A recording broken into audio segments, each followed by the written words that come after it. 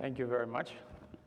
I hope that standing up helped you wake up and be ready for some intense activities here.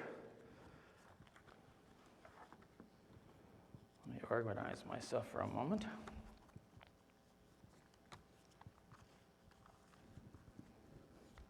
Friends, it's a distinct pleasure to be here with you. And I feel like I should thank you for making the effort to come. Although outside of any official message that I could give you, as I used to in the past in such meetings, I'm surprised at the amount of people that show up at such meetings. You know, I used to be able to get on the platform, and this is a little close to me here. Get on the platform and rouse the masses and try to get everybody to be more active and all those kind of things. But situated now in California in a comfortable hammock, I find it very difficult to call you to action. So I've taken another tack now, and that is call people to reflection, which helps me too because I speak to myself and I have to study the writings and think about the things that we could consider that beyond our obligation to be active and supportive of all of the various functions of the faith, can enrich our motivation.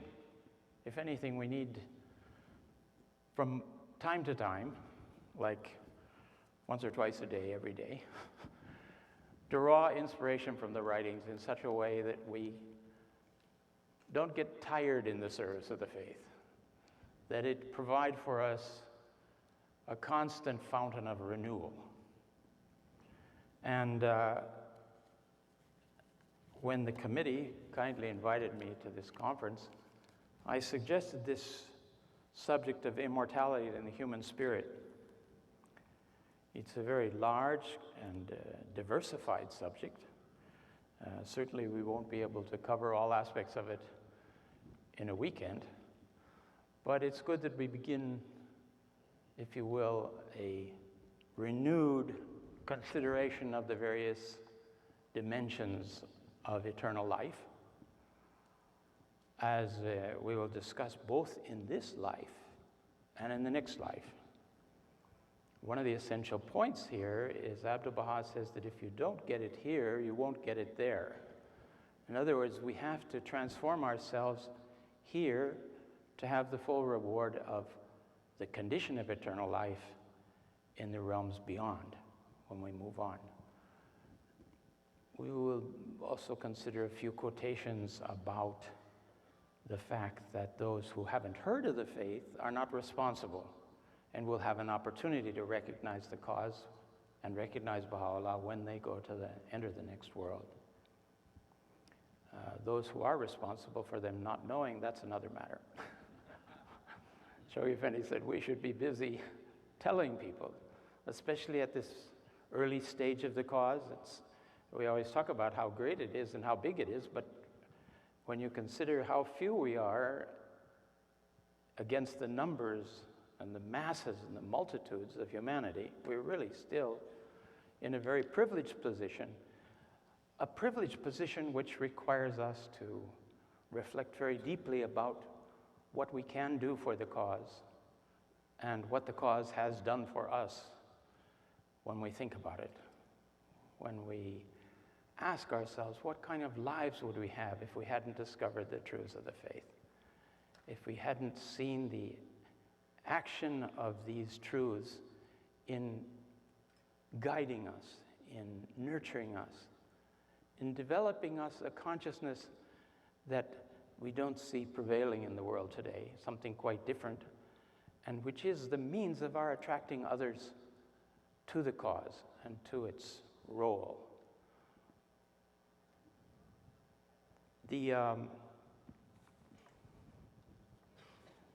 One of the motives that I had in choosing this topic comes from a conversation that Abdu'l-Baha had with one of the early believers. This believer, a woman, asked Abdu'l-Baha, how can I teach the Baha'i faith? more effectively. And Abdu'l-Baha said that in order to teach the faith effectively, you need to live the life. Of course, that's a big subject in itself, but generally it means working all the time to try to conform our outlook, our actions, our words, our deeds, our inner thoughts to the teachings that Baha'u'llah and Abdu'l-Baha have brought us. And this is quoted in Star of the West, by the way. He says, the first thing to do is to acquire thirst for spirituality. Then live the life, live the life, live the life. The way to acquire this thirst is to meditate upon the future life. Study the holy words, read your Bible, read the holy books, especially study the holy utterances of Baha'u'llah. Prayer and meditation, take much time for these two.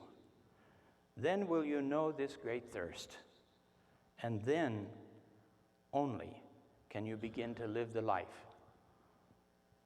So, turning our thoughts to this future life, turning our thoughts to the teachings that we have in this day on the question of immortality and the realms beyond,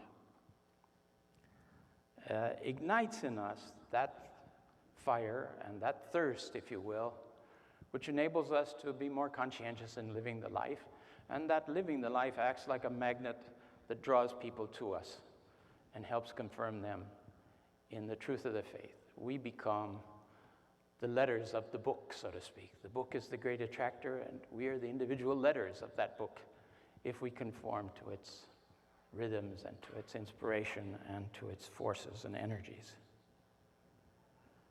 That makes us think, well, we have to survey the whole question of eternal life. And we find that initially we need to think about the purpose of existence. That in the writings, Baha'u'llah affirms, as I'm sure you're all aware, that we have been created by God to know and to love Him, to know and worship Him. And he also states very clearly that we've been created, the motive of God in creating us is love. That He loved us so much that He created the human race, has endowed us with the capacity to reflect that love. And that love reflected in the human spirit, in our human soul, in our minds and thoughts, is a source of great motivation for us, great attraction, confirmation, enabling us to discover the purpose and mystery of life. The Baha'i teachings really, more than any other scriptures of the past, reveal great areas, realms of understanding connected to eternal life and what its purpose is. It's amazing when you start reviewing it. We have, first of all, explanations about the nature of the human soul, what that might be, what its origin is, what its purpose is, where it's going, what the stages of its development are.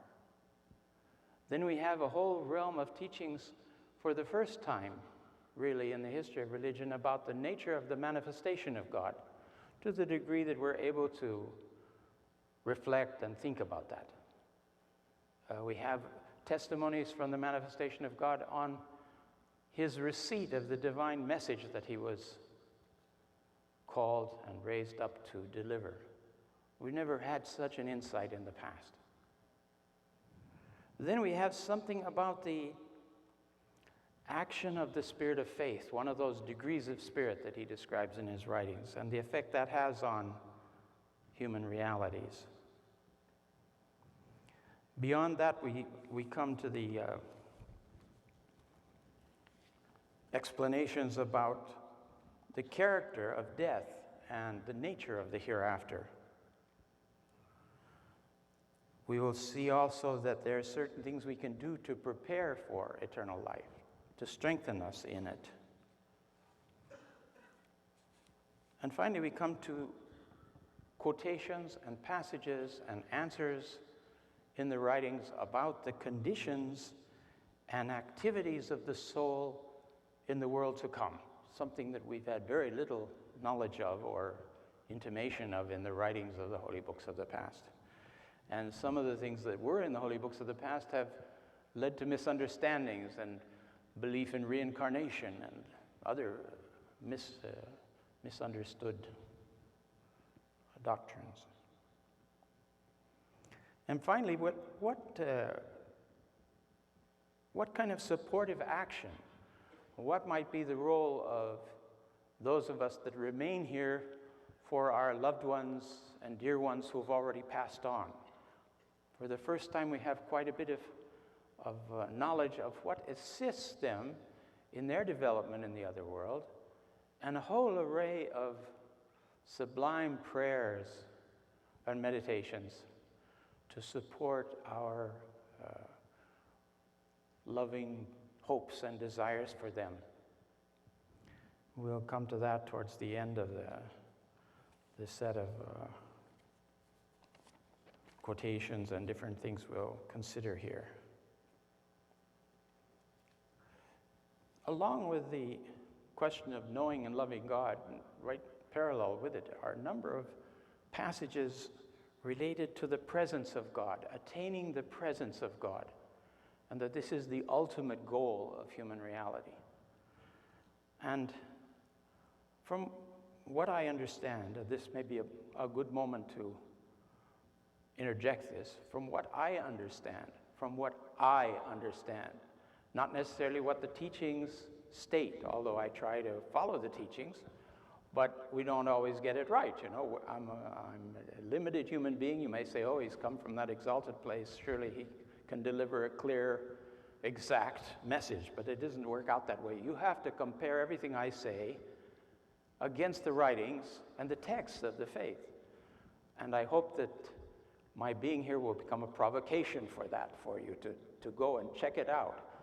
And when you hear something that I say that doesn't seem to match up with the teachings as you understand them, you could tell me about it. I prefer you don't announce it in the meeting here, but you could tell me privately, and I'll investigate to see how I can correct my understanding. We're all in the same position in this. So what we're really doing is, if you will, creating an itch, creating a desire to go back and look at these writings, to study them, to think about them, and then to consider how we will put them into action. If I can achieve that end in the gathering, I will be happy.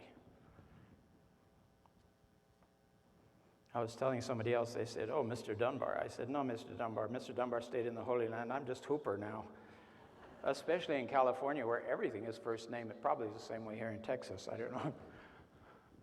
We've been gone from the States, my wife and I, for 50 years, between the pioneering and the period in the Holy Land. And the transfer back, it's not a pioneer post, and yet it is a pioneer post. We're coming home, and yet we're not coming home. Our home is there. Our heart is in the Holy Land. But we come back, and every foreign land, there's a quotation from Shoghi Effendi, he says, every foreign land is a fatherland. And we come back, and we're consoled by the spirit that we see animating the believers everywhere in this vast country. We've had an opportunity to visit a little in the West Coast, and in the South, and in Washington, and in Chicago, and so on. And everywhere we see illumined faces, bright with the hope of the cause, alive with the vision that the House of Justice is creating in us. They're the pioneers of this new vision, if you will, of this new culture of the cause, and attracting us to a clearer understanding of community and united efforts to raise up the cause of God. And we want to reflect on all of that, because the motivation of the question of immortality and all is to assist us to collaborate in these affairs and activities that the House of Justice is calling to, and which ultimately is the place of safety for us. Some of the Baha'is, long-standing, have been used to other patterns. Some of the community patterns are changing. The emphasis is shifting.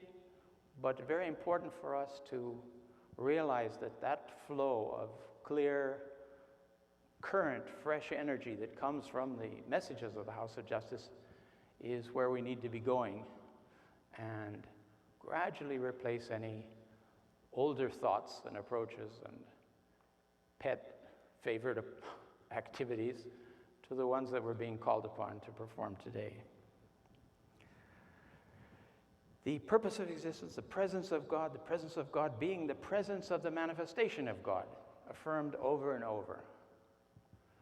I'm going to ask for a few quotations to be read to you from the writings. Holly Hansen is here from Massachusetts. Holly has collaborated with me in the writing of the book on the forces of our time. And she's going to read a few quotations that we've selected with respect to this to start off. I'm going to read a few quotations about what? About the purpose of existence, the presence of God, the ones you had there at the beginning. All right, great. We've had about 30 seconds to prepare this part of the program. So let's start with the purpose of existence. I wonder if that's on. Is that on? Is it on? Is it on? No. I can still hear you. Okay. You know, I'm a university professor, and this is not a big crowd.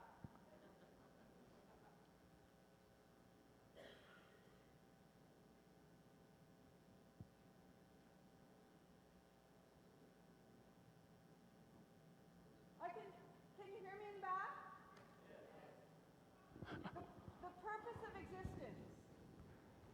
The purpose of God in creating man has been and will ever be to enable him to know his Creator and to attain his presence. Baha'u'llah.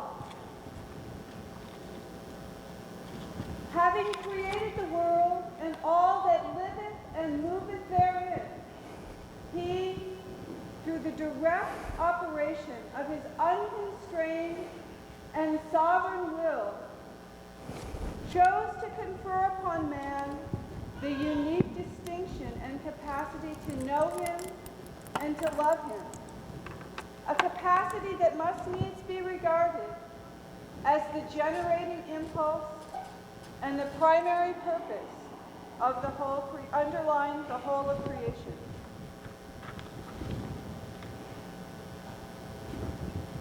Those are both Baha'u'llah. This is Abdul Baha, and a little less familiar to us. The end of every material work is without result, because it is perishable and inconstant. Okay. It's not on? Okay.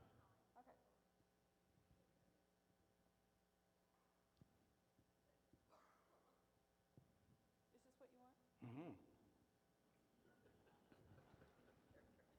What better? All right. Is it on? Yep? The end of every material work is without result, because it is perishable and inconstant. But the first real work is attraction to the fragrance of God, enkindlement with the fire of the love of God, reading the verse of unity, and beholding the lights from the dawning place of mystery. After that cometh the training of the soul, purification of character, and service to humanity. If thou art able to accomplish any one of these, the result is eternal and the fruit everlasting. Thank you.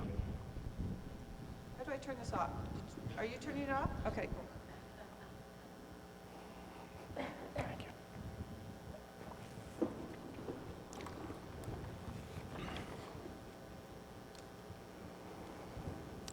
So God's purpose, we're told, has ever been and will ever be to enable us to know our Creator and to attain His presence.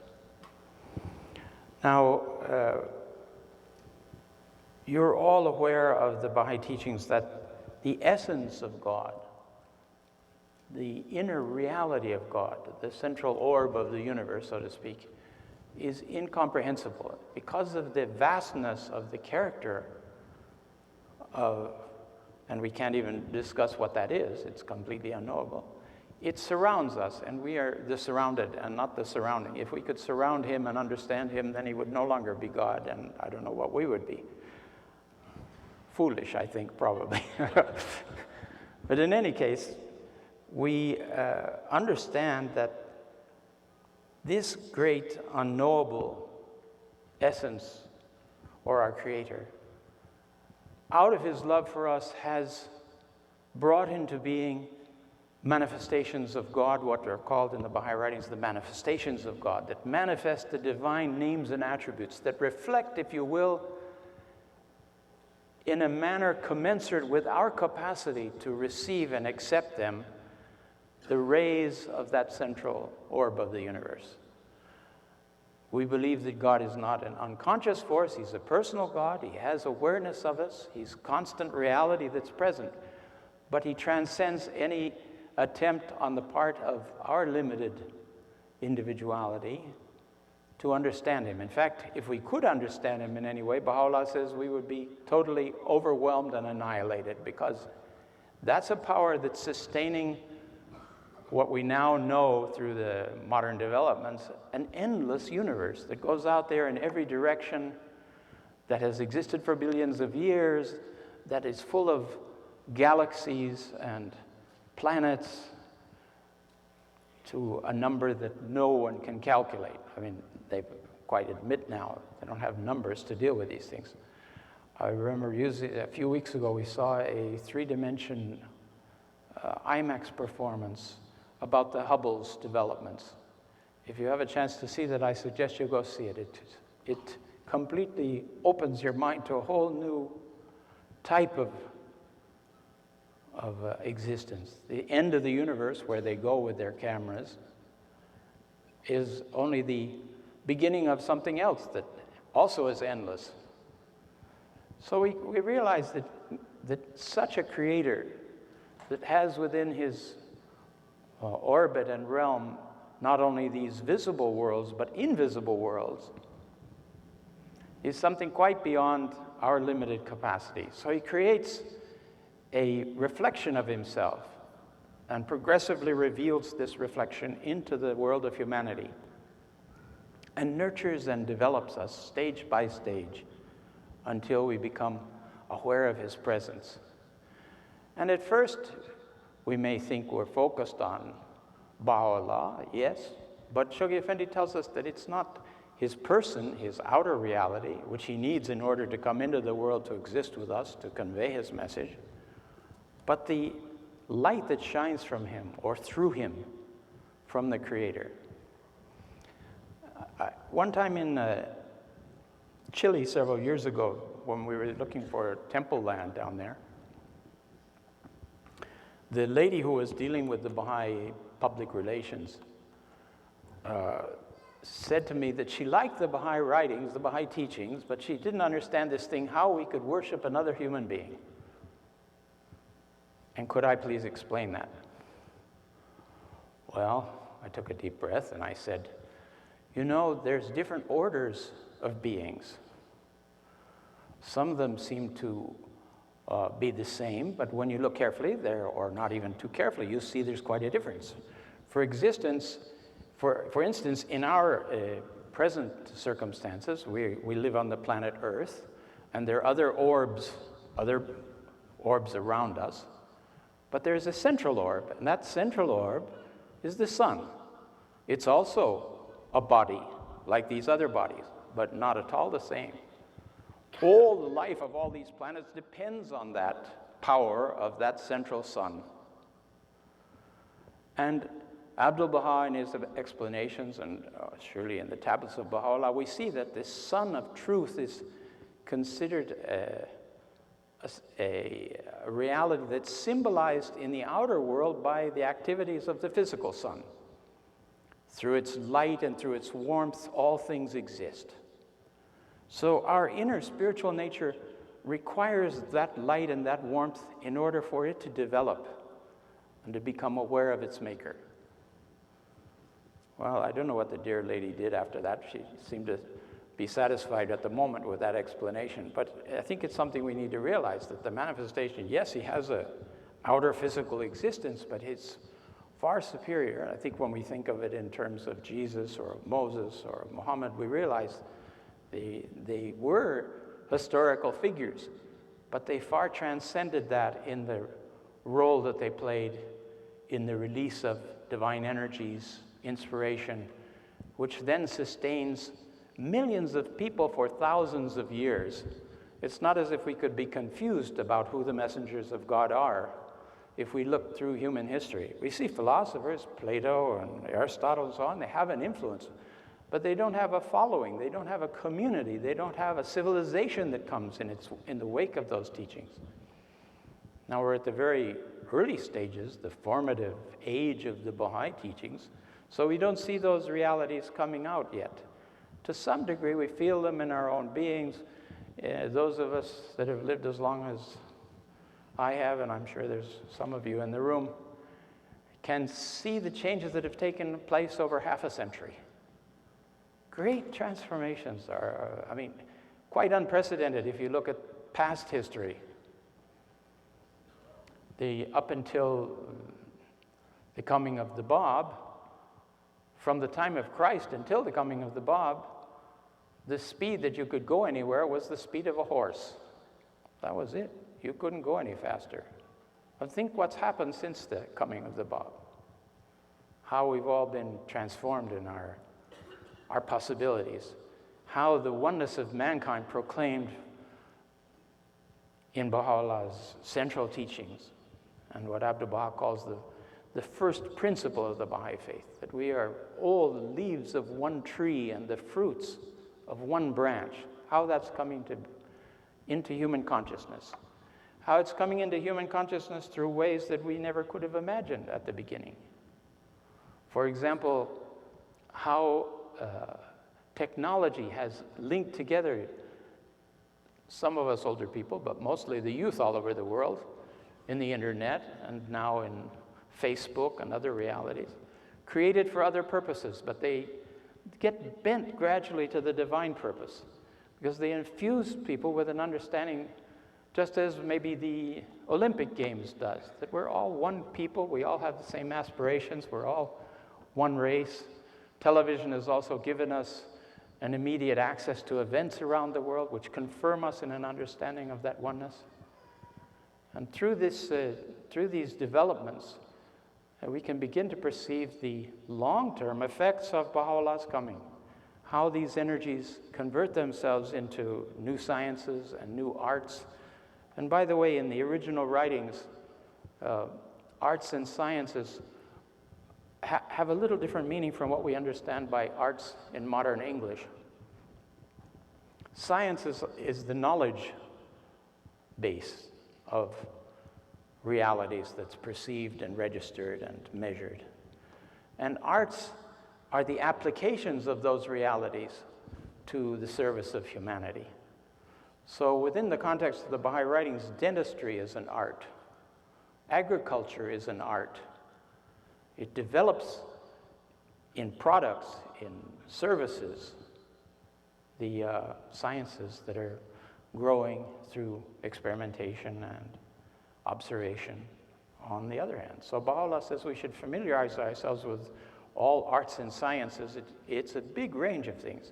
I don't mean to say that eliminates the fine arts, because they're also referred to, but it's a subset of arts in general.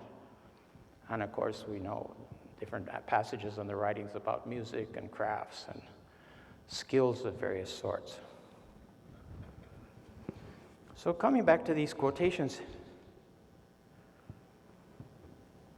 and we're going to speak in the next hour a bit about these powers of the manifestation, all-encompassing powers of the manifestation of God, as explained in the writings. Coming back to here, we say that through the direct operation of his will, he chose to confer upon man the unique distinction and capacity to know him and to love him. If you look at the order of creation, the mineral kingdom, the vegetable kingdom, the animal kingdom. None of those kingdoms, the beings in those kingdoms, have awareness of their creator the way and of the use of the mind, the rational capacity that man has. It makes him quite distinct. And it then endows him with a capacity to choose good or choose evil. He has a free will. And that places us in a very grave responsibility with regard to the writings, because we don't just automatically become good. We have to make choices, and those choices have to conform to the divine writings. That's a major challenge in our lives in any case, I think, because it's so easy and natural to accept that life is the way it presents itself around us.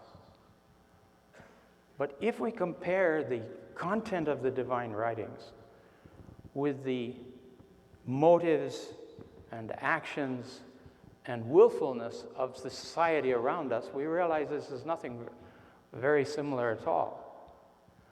And that we have a great obligation, because of having the honor of having recognized the faith, of replacing old concepts and worldviews and ideas that we've inherited from our families, from our communities, from the society around us, from the media blast that we receive all the time that tells us what the meaning of life is or isn't. We have to replace that with these divine teachings. And as we do that, it's as if out of a murk we create a crystal. Each of the writings are like salts going into the mixture, and gradually this crystal appears within our being, which has a solidity and a nature identical, or, if you will, fostered by the divine vision that's given us in the writings. And that light, then the light of God, begins to refract and reflect off of that crystal. And to make the long view short, Baha'u'llah says we will come to see with the eye of God and hear with his ear. This is closely connected to the question of acquiring the spirit of faith. Do we have the spirit of faith? Do we see with the eye of God? Do we hear with his ear? I think we all have the challenge in our own lives to think, how can we move to that?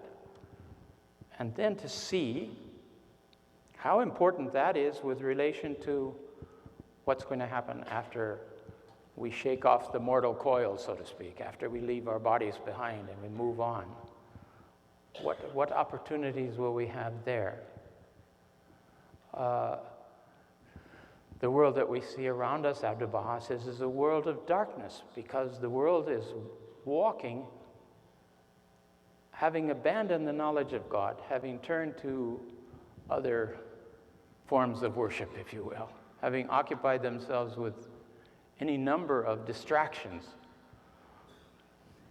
You could probably make a list longer than I could, but I noticed, for instance, and there's nothing wrong inherently in these things, except when they occupy central stage in the lives of individuals. Computer games, sports activities,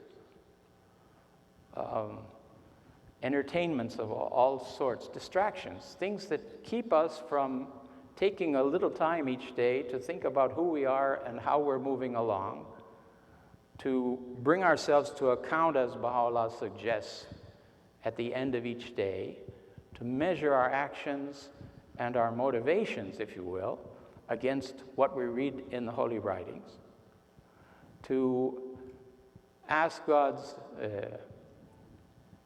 forgiveness if we find we've fallen short in the performance of our duties, and also to praise him when we see that in the course of the day we've managed to do something that might be pleasing to him.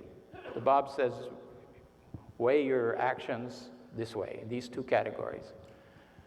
And if you see you've done something good, then ask God's assistance and blessing to be able to repeat and develop that. And if you have something that isn't acceptable and you've slipped and fallen in some way, ask his forgiveness and ask him for strength to move on. This is simple formula that he gives us, and Baha'u'llah tells us, calls us to account each day, to call ourselves to account each day, keeps our sights, if you will, on the goal.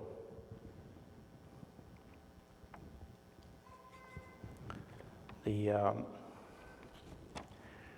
last quotation that Holly read for us talks about the first work, the first real work being attraction to the fragrance of God, enkindlement with the fire of the love of God, reading the verses of unity, beholding the lights from the dawning place of mystery, in other words, from the manifestation of God.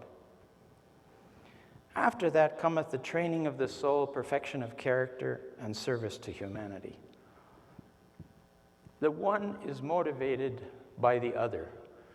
In other words, the degree to which we are enkindled and attracted and confirmed in prayer and in meditation, to that degree will be effective in the actions we take in service to humanity. And over and over in the writings, we see the reference to the interaction of these two. When you examine Shoghi Effendi's writings and write back into the Master, and also Baha'u'llah, you see that the question of study of the faith is intimately connected with teaching of the faith. He talks about how a little knowledge is dangerous in the teaching work. We need to inform ourselves. Part of the purpose of the study circles and the present Ruhi curriculum that's there is to give Baha'is a broader base from which to operate, so that they will feel sufficiently informed about the nature of the faith that they can spontaneously speak about it and not be suddenly frozen on the spot with the question all of us want but nobody cares to answer. What is the Baha'i faith anyway? Or what is this Baha'i thing you're following? And we're all, I'm sure every time that question comes up, we feel challenged. How do we answer this? What do we say? Well, I think being around a while, you say the greatest name in your heart and you say, hey, help me to say whatever this person needs to hear, because otherwise I'm going to pass on some idea of my own here that's not going to do the job. And they're willing to listen maybe for 1 minute. How do you put the whole Baha'i faith into 1 minute? That's another question you want to meditate on as you prepare for service and action. These are high callings, and if you take a minute to examine the content of your thoughts in the course of a day, how much of it pertains to this question of enkindlement with the fire of love of God, the fragrance of God's teachings, reading the verses of unity, beholding the lights flowing from the manifestation? Is it something we do sometimes at the adult class on Sunday morning? Do we come to it? Do we say our obligatory prayer? Do we say, well, I'm a very busy person, so I say the short prayer, and after you've said it, you can't remember whether you said it or not later in the day? Are we sufficiently familiar with the long obligatory prayer that we don't have to stand on our head and read the book at the same time? Have we incorporated some of these divine verses into our thought patterns? Interrupt with a little story of Helen Bishop. Helen Bishop wrote the preface in the early days, the introduction to the first edition of the Kitab-i-Ghan that Shoghi Effendi translated with his encouragement. She was a very gifted lady. She was dealing with traveling and teaching in universities all over the world. And she went on pilgrimage to the Holy Land. She tells this story on herself. She says, and I thought, well, I'm going to be in the presence of the guardian. I've got to think up some very good questions to ask the guardian. So she made a list in her mind of questions that she felt would sufficiently impress the guardian with her own knowledge and vision of the cause, Wrong motivation, she discovered later on. Anyway, she went to the Holy Land, and there she was, and Shoghi Effendi welcomed her very warmly and placed her at his side, and the other pilgrims sat. And then he began speaking to the friends, and she said, I was distinctly aware he was ignoring me. He never looked at me, he smiled at everybody, he spoke to everybody, he never looked at me. And this went on for about a half an hour. And she said, you know, gradually, I thought to myself, something's wrong here, what's wrong? And she worked her way back to her questions that I came prepared to what I was going to do rather than coming open to see what he would tell me. And at that moment, she said, Shoghi Effendi turned to me and he smiled and he said, you must have some questions.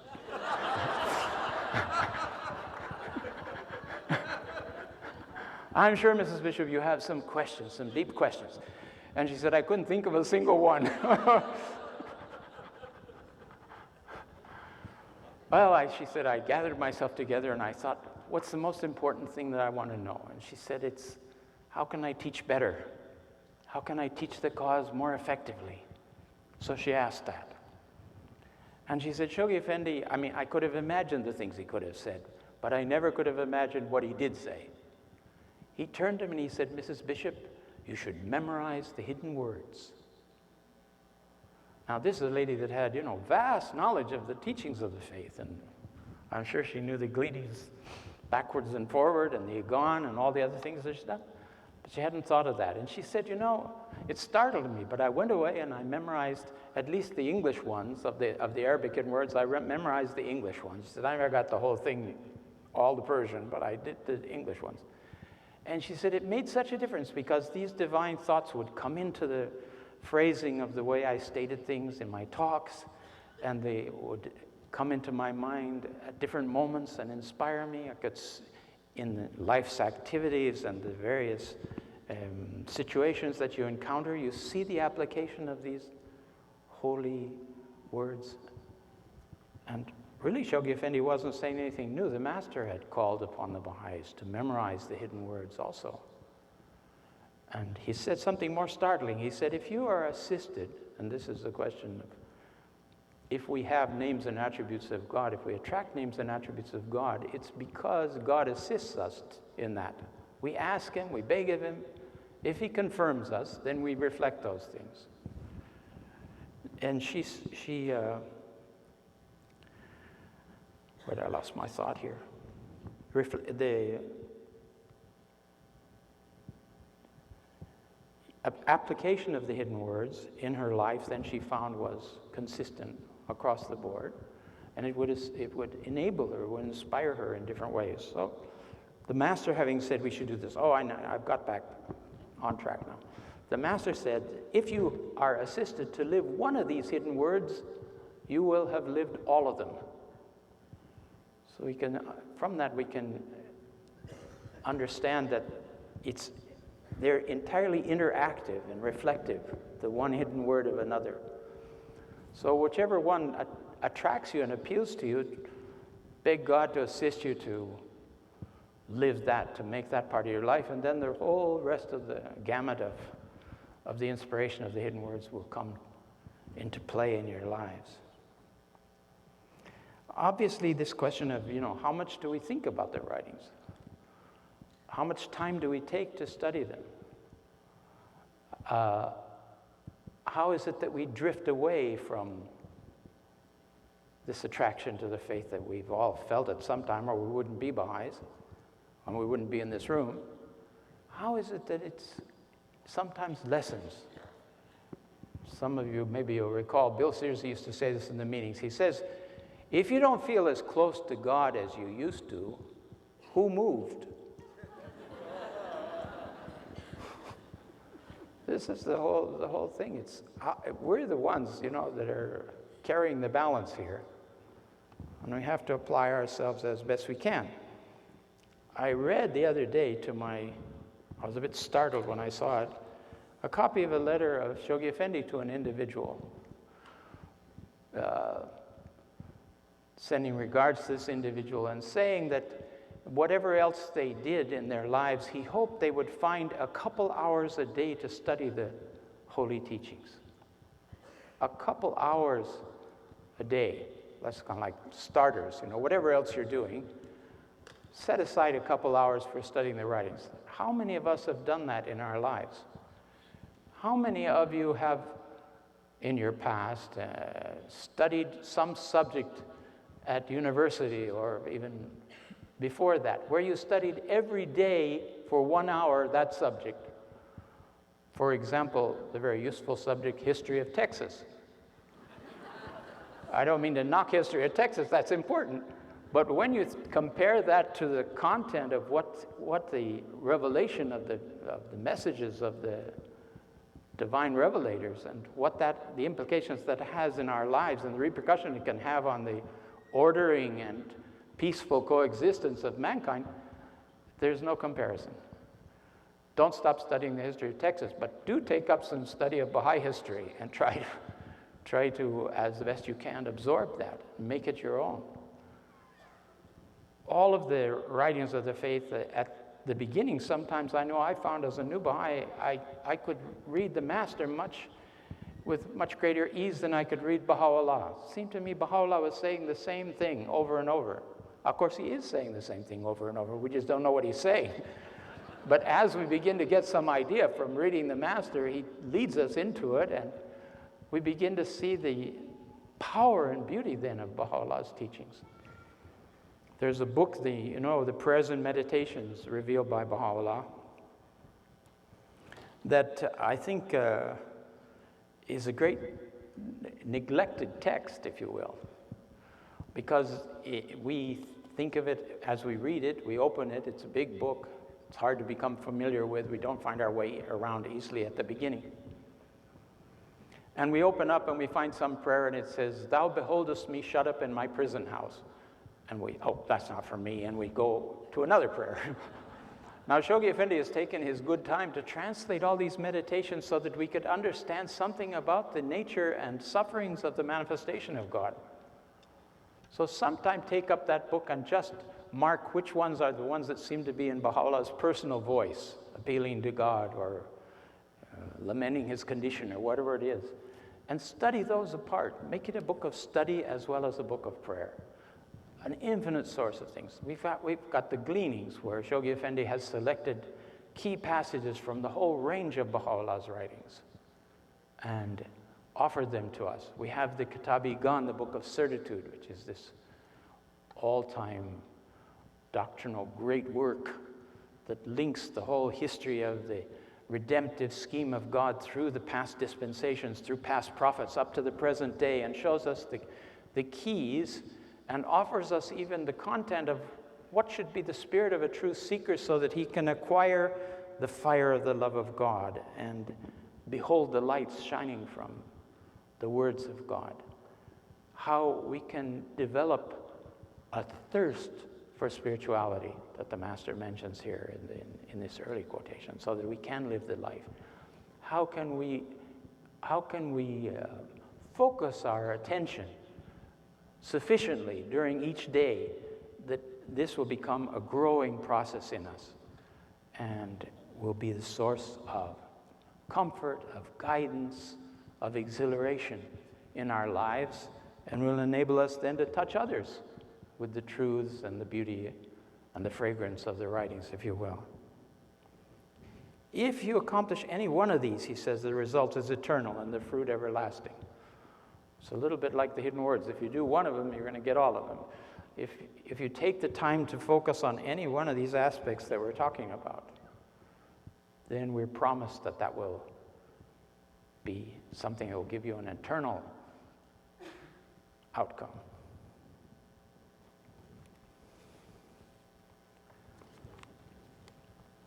Now, the nature of the soul is a very interesting dimension of this. I think I'll ask Holly if she'll read a few quotations for us again, put us in remembrance of these amazing words of Baha'u'llah concerning the nature of the human soul. Do you want the ones about the spirit, or do you want the nature of the soul? Those would be good. Those three.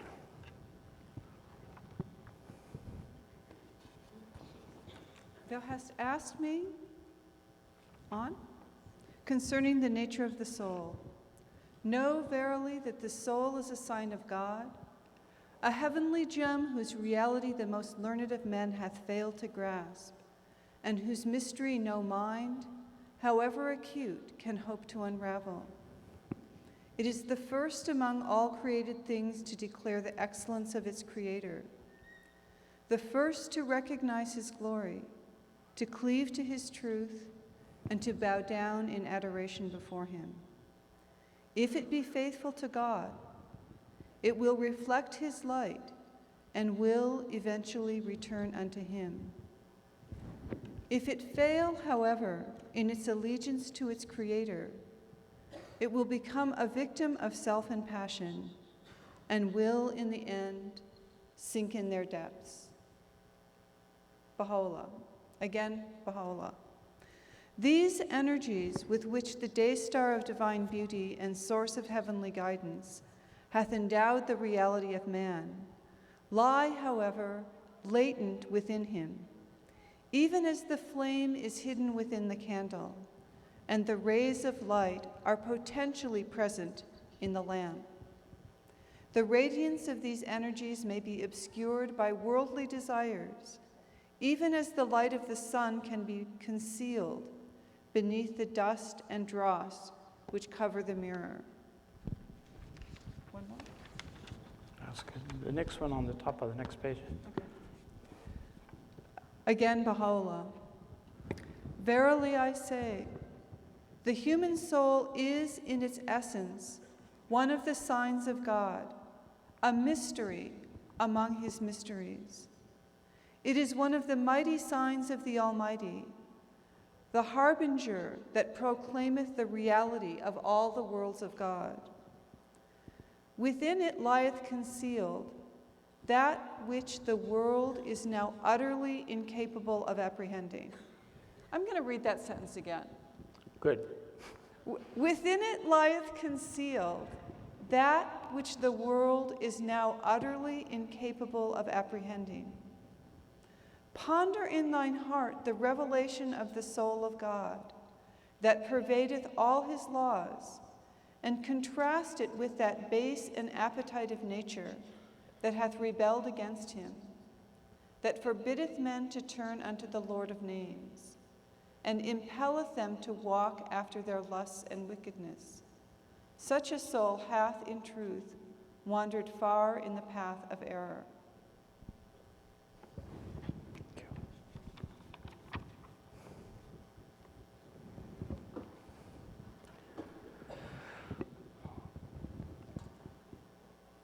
It is of the common view that the essential human being is the body, is the material body in the world around us. This is considered what's the primary thing. The soul, well, the spirit, well, we don't know what that is, but we know what the body is. We can pinch it and we can feel it and we know what it is. And yet the writings tell us that the soul is the animating force of the body. In a mysterious switch of terms, Abdu'l-Baha even says it's the substance of the body, because it's the spiritual single element, that reality that exists within us, which gives and maintains our continuity through all of the realms of God. It acquires a body, it comes into being at conception, he tells us, and then it grows and develops through various stages until the body is no longer needed. It's the body, we're told, is like a lamp, and it has the life in it is like the oil in the lamp. There's a certain amount of oil in each of our lamps, and when that burns out, that's the end of it. That we no longer need that lamp. We transcend to another realm of consciousness. So we want to of course, there is the question of accidental death, of something interfering with the light, either through our own actions or through some other actions. But we have to believe that these things also are within the compass of the will of God. He's created all of it. And each of those events has meaning. In any case, what appears to be loss from our point of view may be gain for the soul if it goes to the other world. Sometimes young plants are transferred at an early stage. We have to provide a space in our own understanding that children who are aborted continue to exist. They've come into their individuality at the stage of the womb, and they go to the next world. And the Master says, you will meet your loved ones, the ones, your lost creatures, you will meet them in the next world, developed and full of life. We'll come talk about that a little bit later on also. So we've got this body, which Abdu'l-Baha likens in one place to a horse, and our soul to the rider on the horse. Now, if the horse is untrained, it takes the rider wherever it wants. It's completely willful in its own, and the rider doesn't know what to do to control the horse. The teachings of God give us the means of training the horse of the human lower self, bringing it under control. If we bring it under control, the horse is a terrific mount, and it can take us up high places. We can achieve things with it that we couldn't achieve without it. Part of the wisdom of the life that we're in. Our interactions, our struggles with our two natures is what endows us eventually with distinction. And this is something that we see over and over in the writings, how we have to try to discipline ourselves, how we have to change our ways, how we have to learn to lean on the power of the manifestation, on the power of God, to overcome the faults and weaknesses that we have. We all have them. I think you can testify to that. There's a verse of Abdu'l-Baha, he says, this is not a world of perfections. And all of us are a clear demonstration of that truth. In a sense, we can all find things in ourselves that we don't like. We probably can find things in ourselves that we find very, very reprehensible. Maybe so reprehensible that we start playing God to ourselves, and we say to ourselves, if I were God, I wouldn't forgive this thing that I did. And we paralyze ourselves in our growth, in our spiritual growth. Now, that's not what the teachings tell us. The teachings tell us, if you fall down, get up.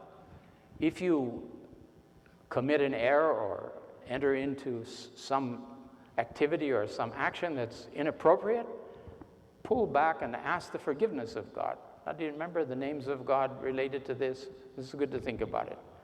Ever forgiving, all forgiving. I think we'd be hard-pressed to come up with some action we could commit which God couldn't forgive.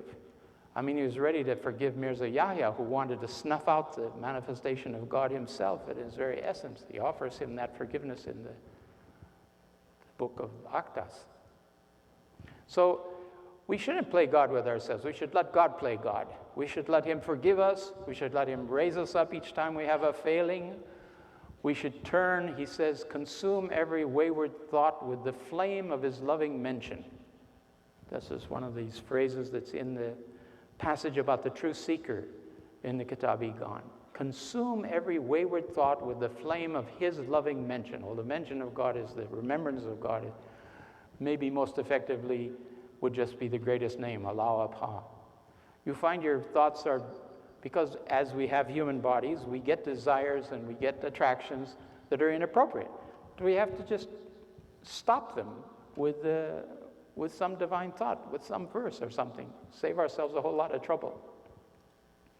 We get an attraction. Instead of getting the attraction and leaving it alone, we play with it. Our imagination dresses it up or undresses it, whatever the case may be, and gets us into trouble. Just the imagination. How do we avoid that? How do we recognize that there are impulses that come from our lower nature that we need to just stem at each instance? And I think the more we enter into a life of prayer, I think we can be assured that Baha'u'llah, if he's given us a formula for our spiritual life, he's told us about obligatory prayers, he's told us about the fast, the recitation of verses morning and evening, bringing ourselves to account each day, Someone wrote The Guardian and said, didn't he think we needed some more advanced form of meditation? And he said, if Baha'u'llah had considered that essential, he surely would have given us the supreme manifestation of God, knowledge of everything that you could think of. He didn't tell us to meditate on our navels. He didn't tell us, to put ourselves in some strange position to become spiritual. It doesn't mean that such practices in the realm of physical education may not be helpful. I know a lot of people are doing yoga exercises, and I know some of the exalted ones in the World Center did them too, so that's not to chide yourself on that account. But what he gives us is the essence of what we have to perform during the day. The obligatory prayer, all right, we don't want to ever lapse, or if we have lapsed, we want to get back on a regular, steady basis of using the prayers and fulfilling the prayers. I used to tell the youth it's kind of like you don't want to do without lunch, you do without eating. You say, well, I'm too busy, so I can't eat today. You do that for a few days, and you lose all your strength, and you have no push left. But somehow we think that, well, if I don't say the obligatory prayer every day, or I couldn't get to it tonight, or I'm too sleepy tonight that I forgot it during the day and I can't do it. Abdu'l-Baha says there's two legitimate excuses for failing to say the obligatory prayer: severe illness and insanity. So take your choice between those two. The fast is another thing. We don't want to lose out on the advantages of the fast. I saw one tablet when we were reviewing these quotations that have now been published in this little book about the fasting as obligatory prayer as being the two pillars of the spiritual life of the soul. And Baha'u'llah says he likens the fast to a dam. At first you think the fast and a dam, and then you realize that a dam holds the water. It collects water and holds it, and then you can let it out in measured quantities. So somehow those 19 days of devotion and obedience to the Creator fill that dam up and enable us then to use the benefits of it throughout the whole year. My idea. You see if it works in your life. I remember giving a talk in one of the countries that I visited about the fast. And a lady came up to me afterwards, just beaming. She said, oh, that was a wonderful talk. And she said, it's so interesting what you said about the fast. She said, but I personally can't fast because it makes me hungry.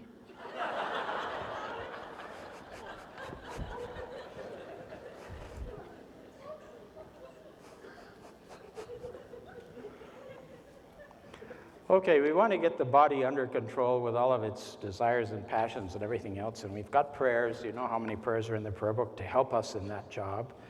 We want to lean on the Master and on Baha'u'llah to assist us in that, because it's not an easy job. It requires, I think Shoghi Effendi's words in the Advent, daily vigilance in the watching of one's motives and pursuits of one's desires. It's all very subtle. I'm sure you've seen in yourself how subtle it can be.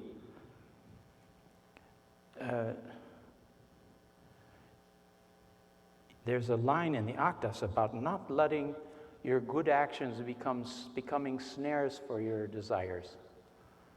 Sometimes we perform good actions, but we have another motive behind it. We have to watch all the time our motives to see that they're proper and that they are in accord with the divine good pleasure.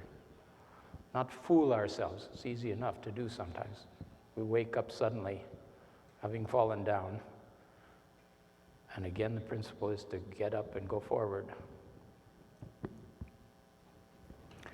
Mortal man is prone to err, and Baha'u'llah declares he's ignorant of the mysteries that lie unfolded within him. But he does say that the purpose of life is to attain to an understanding of those mysteries. If we have no concept of such mysteries, if we have no concept of the riches and treasures within the writings, we need to start bracing up and taking efforts to increase the flow of the inspiration of the divine writings. First of all, maybe with things that are more appealing to you, the passages that are appealing to you. I know Howard Colby Ives used to keep notebooks. We didn't have, in those early days, we didn't have computers, so you took down the writings on different subjects in a number of different notebooks, all with the title, this one about the soul, that one about economic development, this one about quality of men and women, whatever it was. We wrote these things down, our favorite passages. It's still not a bad way to do things. It's very slow, but now you can find everything by going into the computer and pressing a button. But in the process, do you make it your own? Somehow the actual writing of some of these phrases, making little booklets, making little promptings for yourself, searching for quotations on some theme that is started to attract you, cross-reading through the books of writings of the Bab, the writings of Baha'u'llah, the writings of Abdu'l-Baha, and any explanations of Shoghi Effendi on some theme until the whole concept of it comes clear in your mind and begins to throb with a sense of truth.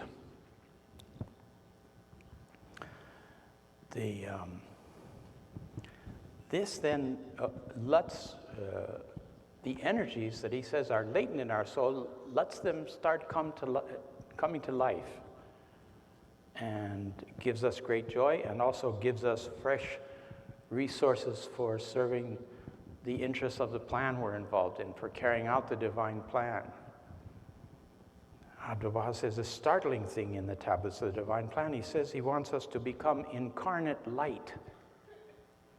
In another tablet, he says you should be reflecting divine light from the top of your head into your feet. What does that exactly mean? Sometimes in our lives we've met a Baha'i somewhere, or we've seen some of the Hands of the Cause.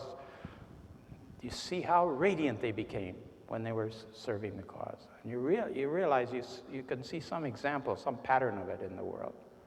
And it's a wonderful, wonderful thing to behold, because it suggests to you a reality that maybe the reading of the text didn't open to you. We're told that one of the exciting activities of the soul in the next row, we'll come back to this later, is to witness the reality of every sanctified soul. There are moments, obviously, in this world where we're kind of fickle. We go up and we go down. I used to think that when I was a new Baha'i, I was either at the acme of faith and belief in the cause, or it didn't exist. And I'd go back and forth. There was a couple of years till I went pioneering that I was kind of like that, I called it the yo-yo period, just up and down and up and down. In the course of life, I've seen that it's possible for that yo-yo effect to go up at the same time that it's going up and down. And this is the thing you want to do, is draw. You may not always be in the same state of attraction. You beg, you say your prayers. Sometimes you say them in a routine manner because you don't feel anything, but you don't let off. You don't stop. And you ask for the assistance that comes with that.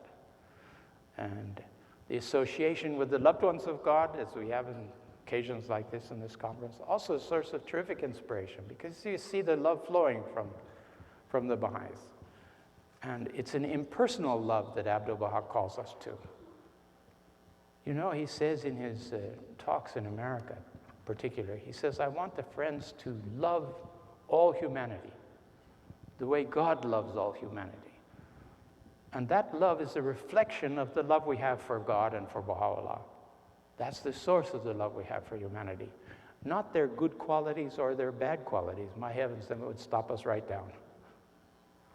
Abdu'l-Baha says we don't admire the shortcomings of other souls. But he says that this light that we have for love of humanity is like the light of the sun.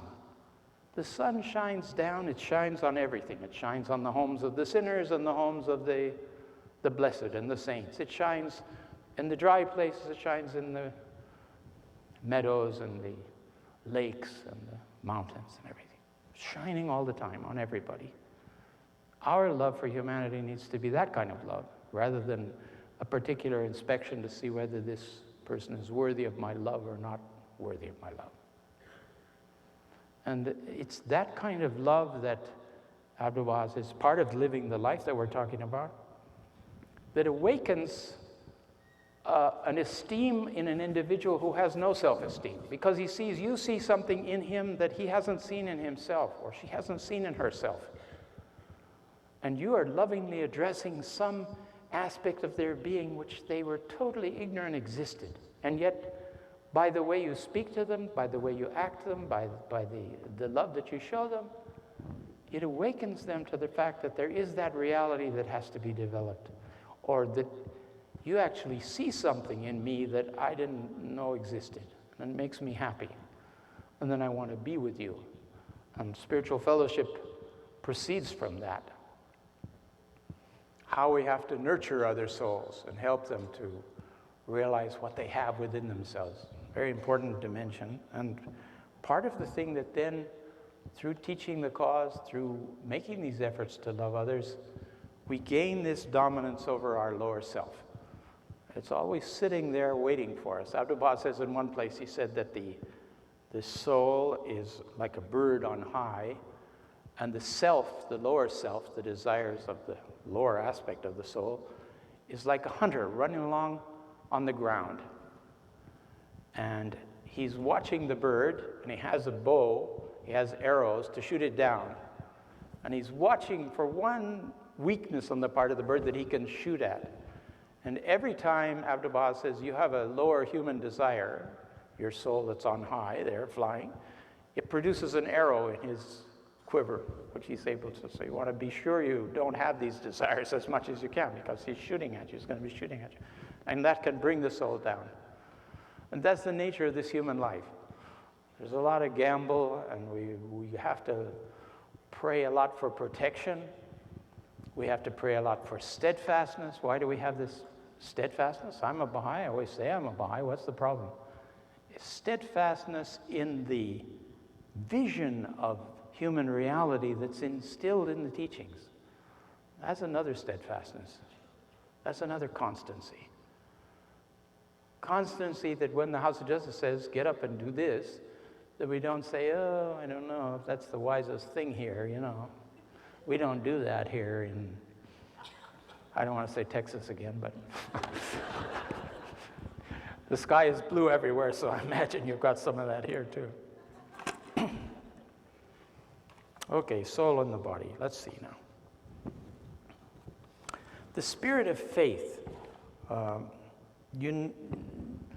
Those of you who've been through children's classes or taught children's classes, you know how we used to we're always teaching the kingdoms. We have the mineral kingdom and the vegetable kingdom and the animal kingdom and the human kingdom. And then we have another kingdom, which is the kingdom of the spirit of faith. And then we have another one beyond that, which is called the Holy Spirit. Well, there's a number of tablets from Abdu'l-Baha, Baha'u'llah himself and Abdu'l-Baha that describe the stages of the soul. And sometimes they're very numerous ones. More elaborate than that scheme of 5 that we know from some answered questions. Spirit is a universal reality. Spirit is the animating breath, if you will, that comes from God, that is the source of all the sustenance of creation. It's something it's a constant. It's not that God makes this and then he leaves it alone. He has to be sustaining us and creation at every moment. In fact, there's this mysterious doctrine about the recreation of creation at every instant that Baha'u'llah refers to in the Tablet of Wisdom. This occurs so quickly that we don't realize that it's constantly renewed. But the point of that, it seems to me, that the value of that is to realize there's an immediacy of God's sustaining your existence through the manifestation, through the ocean, if you will, of the manifestation's power and presence in existence. And this spirit of faith is the influence that comes from the words of God that creates this condition of faith in human consciousness. So that the lower mind of man, which is the rationality, which, by the way, when you think about the power of reason that we have, it serves our affections or our will. Whatever is what we're after, reason comes and backs it up. We say, no, but I'm a reasonable person. Why shouldn't I desire these things I desire? I see everybody else desires them, and nobody's dying from it. What's the problem, you know? We dialogue with our inner self. And we have to realize that the reason has to be suffused with the divine teachings. Then it becomes rational in the best sense. It's inspired. But if it's left to its own account, it can say, well, my life is so short, and I'll probably pay attention to religion after I get older when I don't have any strength to do the things I want to do now. And, you know, kind of, I mean, you know, I'm young. Okay. Suddenly you're old, friends, you know how that is. It comes quick. And you're left with some bad memories of the days that your horse got away from you, so to speak. We want to see this spirit of faith become a constant in our life. He said, what is the spirit of faith? He says it is the breath of the Holy Spirit breathed in the soul of man. In other words, it's not a condition of agreement on your part that I'll have faith and I'll believe in this. Why not? Like you're sometimes talking to people in the teachings, they said, yeah, that's good. In Spanish, it says, sure, this is good. ¿Por qué no? Why not? This is not enough. That's not the spirit of faith. Faith is a live flame, he says, which attracts the confirmations of the kingdom to your life. And I see some signals that it's time to stop for a little while and have a break. Thank you very much.